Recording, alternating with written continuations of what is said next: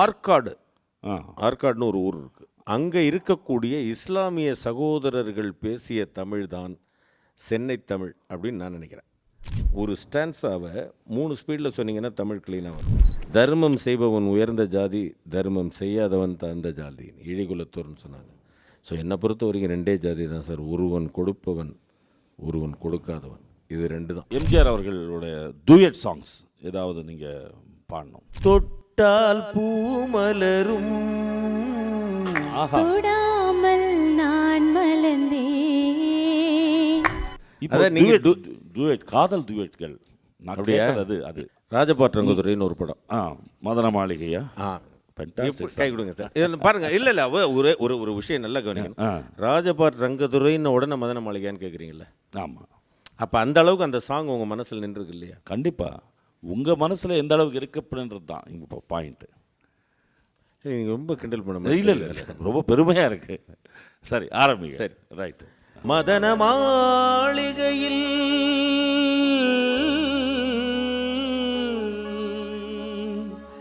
மந்திர மாலைகளா உதய காலம் வரை உன்னத லீலைகளா.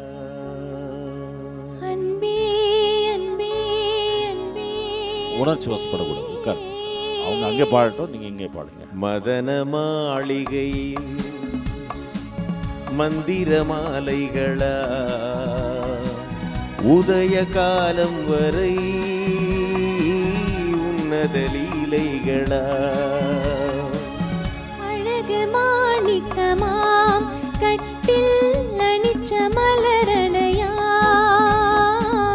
அழகு மாணிக்கமாம் கட்டில் அணிச்ச மலரணையாம்.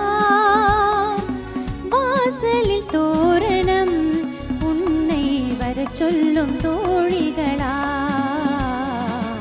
மதன மாளிகை மதன மாளிகையில் மந்திர மாலைகளா மந்திர மாலைகளா உதய காலம் வரை லீலைகளா. ஆஹா ஓ தேகம் பொன்னென்றும் பாதம் பூவென்றும் தழுவும் சல்லாபரசங்கள். ஆஹா, அதாவது புட்டா ஃபுல் சாங் பாடிடுவீங்க அந்த அளவுக்கு. நிச்சயமா எல்லா பாடல்களும் அப்படியே மனசுல இருக்கு. டிக்ஷனரியா வச்சிருக்கீங்க போல உள்ள. இல்ல, அந்த அளவுக்கு மனசுல பதியக்கூடிய பாடல்கள் நிச்சயமா சொல்றேன். கண்டிப்பா. அதாவது பெரிய டிக்ஷனரி எல்லாம் சொல்றதுக்கு இல்ல. இல்ல அந்த அளவுக்கு நீங்க டிக்ஷனரியை வச்சுக்கிட்டு அந்த சுருதியில, அந்த தாளத்துல, அந்த பாவத்தில் பாடும்பொழுது எவ்வளவு சந்தோஷமா இருக்கு. நிச்சயமா நிச்சயமா. ஏதாவது நான் பிகினிங்காக சொன்னேன், எனக்கு ராகம் தாளம் பல்லவி தெரியாது. நீ ஏன்னா ஏதாவது தப்பு வந்துட போதுங்கிறத உஷாரா சொல்லி. இல்லை, அது தெரியாதனால பல பலன்கள் இருக்கு. இப்போ எம்ஜிஆர் அவர்களுடைய டூயட் சாங்ஸ் ஏதாவது நீங்க பாடணும் சார். ஏதாவது நான் எத்தனை பாட்டு இருக்கு சார்? எத்தனை பாட்டு இருக்கட்டும், ஒரு பாட்டு நான் அப்படி தொட்ட உடனே பாட வேண்டாமா? தொட்டால் பூமலரும் தொடாமல் நான் மலர்ந்தேன். சுட்டால் பொன் சிவக்கும் சுடாமல் கண் சிவந்தேன். தொட்டால் பூமலரும் தொடாமல் நான் மலர்ந்தேன். சுட்டால் பொன் சிவக்கும் சுடாமல் கண் சிவந்தேன். கண்கள் படாமல் கைகள் தொடாமல் காதல் வருவதில்லை. நீரில் வராமல் நெஞ்சை தராமல் ஆசை விடுவதில்லை. ஓ, ஆசை விடுவதில்லை. தொட்டால் பூமலரும் தொடாமல் நான் மலர்ந்தேன். சுட்டால் புன் சிவக்கும் சுடாமல் கண் சிவந்தே. அதாவது டப்பிங் ஆர்டிஸ்டாக பல குரல் நீங்கள் வெரைட்டி வாய்ஸ் எல்லாம் இமிட்டேட் பண்ணியிருக்கீங்க. மெட்ராஸ் அந்த கலவைக்கிற அந்த லாங்குவேஜ் எப்படி எப்படி பிடிச்சிங்க? அது எனக்கு தெரிஞ்சு நான் ஆராய்ச்சி பண்ணது எப்படின்னு கேட்டிங்கன்னா,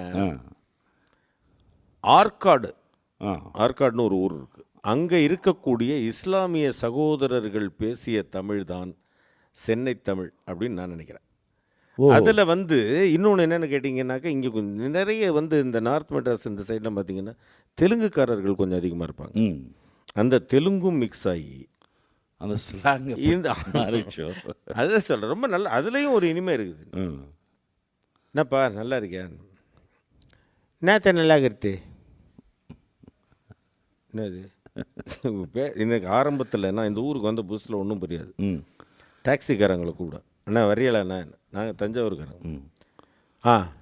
எங்கே போகணும், எங்கே போகணுன்னா என்ன புரியலையே எங்கே போகணுன்னு இல்லைண்ணா, நான் இந்த மாதிரி கோடம்பாக்கம் போனோம். ஊடெங்குது ஊடெங்குதுன்னா புரியலண்ணா. ஊடெங்குதுப்பா என்ன புரியலண்ணா, எனக்கு நீங்கள் சொல்கிறது புரியல. ஊடு இல்லை ஊடு எங்கே இருக்குது, ஊடு எங்கே இருக்குதுன்னு கேட்குறீங்களா? அத்தை தான் கேட்குறாங்க. அத்தை இல்லைண்ணா அக்கா தானே கூப்பிட்டு வர சொன்னாங்க. என்னப்பா உங்களோட கோராமை இருக்குது, ஏரி குந்து ஏரி குந்துன்னா என்ன ஏரி குளத்தெல்லாம் கூப்பிட்றாரு இவர். இந்த மாதிரி வந்து ஒரு பாஷை அவங்க பேசுகிறத பார்க்கணும். தப்பா நாங்களாம் என்ன மாதிரி ஆளுங்க தெரியுமா, உன்ன மாதிரி ஆளுங்க 5 பேரை தூக்கி அக்கில் வச்சுன்னு கூவத்தில் செவட்டி கடைச்சிட்டு போயினே இருப்போம், பீடி பற்ற வச்சுன்னு அப்படின்றோம். இதே அப்படியே ஒரு படத்தில் வச்சிருந்தான். அந்த மாதிரி இந்த லாங்குவேஜ், இந்த மெட்ராஸ் பாஷை அப்படின்றத ரொம்ப ட்ரை பண்ணி நான் கற்றுக்கிட்டேன். இவங்க புரியவே மாட்டேங்குது, நமக்கு வெளியில் போனால் ஒன்றுமே புரியும். என்னப்பா வேலை செய்யலையான்னு, வேலை நான் எதுக்கு பண்ணணும், வேல் செய்யறதுக்குன்னு அதுக்கு வந்து கருமான் அவர்கள் இருக்கிறார்கள். ஆமாம், விஸ்வகர்மாக்கள் இருக்கிற அவங்களுடைய வேலை அது. வேல் நான் எதுக்கு செய்யணும், நான் எதுக்கு செய்யணும் புரியல எனக்கு.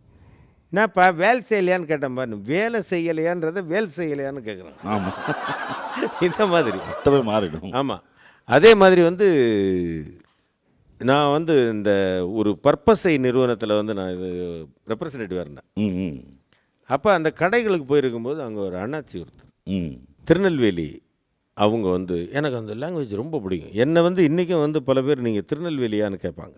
அந்த அளவுக்கு அவங்கள்ட்ட நான் பேசிகிட்டு இருப்பேன். நான் அந்த லாங்குவேஜஸ் எனக்கு யார் பேசினாலும் அவங்கள்ட்ட என்ன ஸ்லாங் இருக்குது, அவங்களுடைய மாடுலேஷன் என்ன இருக்குது, இப்படியெல்லாம் நான் பார்ப்பேன். அதை ஏதாவது ஒரு படத்தில் வச்சுருவேன். ஸோ அந்த மாதிரி பண்ணி தான் நான் வந்து இந்த 2-3 படங்களில் இந்த திருநெல்வேலி பாஷையில் நடித்தது, அந்த பேசி நடித்தது. அந்த அண்ணாச்சிகிட்ட போய் நான் வந்து அண்ணாச்சி இது மாதிரி சரக்கு இருக்கான்னு பார்க்க சொல்லுங்கள், சார் வந்திருக்காங்க, சரக்கு இருக்கான்னு பாரு அப்படின்னாங்க. இந்த பையனுக்கு வந்து அங்கே ஏறி உட்காந்துட்டு கொஞ்சம் ரெஸ்ட் எடுக்கிறான், அந்த கடையில் இருக்கிற பையன். நான் வந்து 4 கடைக்கு போகணும். சார் அண்ணாச்சி கொஞ்சம் சீக்கிரம் பார்க்க சொல்லுங்கள், போகணும் 4 கடைக்கு. சார் வந்திருக்காங்க, நீ என்ன அங்கே ஏறி தொங்கிட்டு கிடக்க? இல்லைண்ணாச்சி சரக்கு என்ன இருக்குன்னு பார்க்குறோம்ல. என்னதை பார்த்த? அவன் சேக்காவை பார்த்தல, நல்ல மூஞ்ச பாரில் லாந்தக்கல் கூவணக்கா நிற்கான், லாந்தக்கல் கூவ மாதிரி நிற்கிறான்.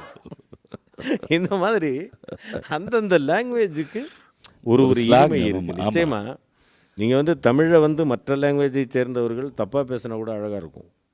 கண்டிப்பாக. அதே மாதிரி வந்து லாங்குவேஜுன்றது எப்படி சார், யாருக்கு சொந்தம் சார்? நீங்கள் உங்களுக்கு மதர் டங் தெலுங்குவா? ஆமாம், எனக்கு மதர் டங் தமிழா? இப்போ நீங்கள் தமிழ்நாட்டில் வளர்ந்துருந்து நான் ஆந்திராவில் வளர்ந்துருந்தாக்க என் லாங்குவேஜ் தெலுங்கு, உங்கள் லாங்குவேஜ் தமிழ். கண்டிப்பாக. இதில் என்ன சார் மதர் டங், என்னுடைய தாய்மொழி தமிழ், நீங்கள் என்ன எப்படி சார் சொல்லுவீங்க? நீங்கள் எல்லா பாஷையும் கற்றுக்குங்க. கண்டிப்பாக. நீங்கள் இங்கேருந்து நான் இப்போ ஆந்திராவுக்கு போனேன்னா நான் அங்கே போய் இருந்தாக்க நான் தெலுங்கில் தான் பேசி ஆகணும். நீங்கள் இவ்வளவு பர்ஃபெக்டாக பேசுகிறீங்கன்னா உங்கள் அப்பாவோட ரொம்ப கட்டாயமாக படிக்க. எங்கள் அப்பாலாம் அடிச்சு விடுவார் சார். எப்படி தமிழ் க்ளீனாக வருதுனாக்கா எனக்கு காலையில் கீழே உட்கார வச்சு படிக்க வைப்பார். இங்கே உட்காந்து பேப்பர் படி. பேப்பர் படிக்கும்போது தப்பு வந்துன்னா பளிர்னு கழுத்து மேலே அடி விடும். அந்த அப்பா அடிக்கிறாங்க அப்படின்றத பயந்து இன்றைக்கும் நான் ஏதாவது படிக்கும்போது ஒரு எழுத்து ஸ்லிப்பு ஆகாது, ஏதாவது ஒரு ஸ்லிப்பு வர்ற மாதிரி இருந்தால் கூட எங்கள் அப்பா அடிக்கிறதுக்கு கை ஓங்குற மாதிரியே ஒரு ஃபீலிங்லேயே வாழ்ந்துக்கிட்டு இருக்கேன் நான் இன்றைக்கி வரைக்கும். அப்படியா? அந்த மாதிரி இருக்காரா? இல்லை, இருந்த அவங்க அமரர் ஆயிட்டாங்க. இருந்தாலும் அவங்க சொல்லி கொடுத்தது நான் எல்லாருக்கும் சொல்கிறது அதுதான். ஒரே ஒரு ஒரு ஸ்டான்ஸாவை 3 ஸ்பீடில் சொன்னீங்கன்னா தமிழ் க்ளீனாக வரும். சொல்லிக் கொடுங்களேன். முத்தை தரு பத்தி திருநகை அத்திக்கிரை சத்தி சரவண முத்திக்குரு வித்து குருபர என ஓதும் திருப்புகழ். ஆமாம். இது ஒரு ஸ்பீடு. 2வது ஸ்பீடு முத்தை தரு பத்தி திருநகை அத்திக்கிரை சத்தி சரவண முத்திக்குரு வித்து குருபர என ஓதும். 3வது ஸ்பீடு முத்தை தரு பத்தி திருநகை அத்திக்கிரை சத்தி சரவண முத்திக்குரு வித்து குருபர என ஓதும். எங்கேயாவது ஸ்லிப் ஆச்சா? இதை நீங்கள் பேசிட்டீங்கன்னாக்க அதுக்கப்புறமா தமிழ் நீங்கள் எப்படிப்பட்ட தமிழையும் பேசலாம். கண்டிப்பாக கண்டிப்பாக. தமிழ்னு இல்லை சார், எல்லா லாங்குவேஜையும் படிக்கணும் சார், எல்லா லாங்குவேஜையும் கற்றுக்கணும் சார். நான் என் குழந்தைங்கள்ட்ட சொல்கிறது அதுதான். நீங்கள் யாரையும் பார்த்தவுடன் முதல்ல நீ என்ன ஜாதின்னு கேட்காத. ஜாதி எத்தனைன்றது உங்களுக்கு தெரியுமா சார்? தெரியாது, சத்தியமாக. எல்லாரையும் கேட்ட சொல்லுவாங்க ஆண் ஜாதி பெண் ஜாதி. கிடையாது. சில பெண் ஜாதிகள் பெண் ஜாதியாகவே இல்லை, அது வேறு விஷயம். அந்த மாதிரி நிறைய பேர் புலம்பிருக்காங்க என்கிட்ட. கண்டிப்பாக. சாதி இரண்டொழிய வேறில்லை சாற்றுங்கால் நீதி வழுவா நெறிமுறையின் மேதினியில் இட்டார் பெரியோர் இடாதார் எழிகுலத்தோர்னு ஔவையார் சொன்னாங்க சார். தர்மம் செய்பவன் உயர்ந்த ஜாதி, தர்மம் செய்யாதவன் தாழ்ந்த ஜாதி, இழிகுலத்தோர்னு சொன்னாங்க. ஸோ என்னை பொறுத்த வரைக்கும் 2 ஜாதி தான் சார். ஒருவன் கொடுப்பவன், ஒருவன் கொடுக்காதவன். இது 2 தான். நான் இப்படித்தான் என்னை பொறுத்த வரைக்கும் நான் தான் சொல்லியிருக்கேன். அப்புறம் நீ ஏன் திருநீர் பூசியிருக்கேன்னு கேட்கலாம். திருநீர் பூசுவது என்பது ஒரு மருந்து பூசுகிற மாதிரி சார். கண்டிப்பாக. அந்த மாதிரி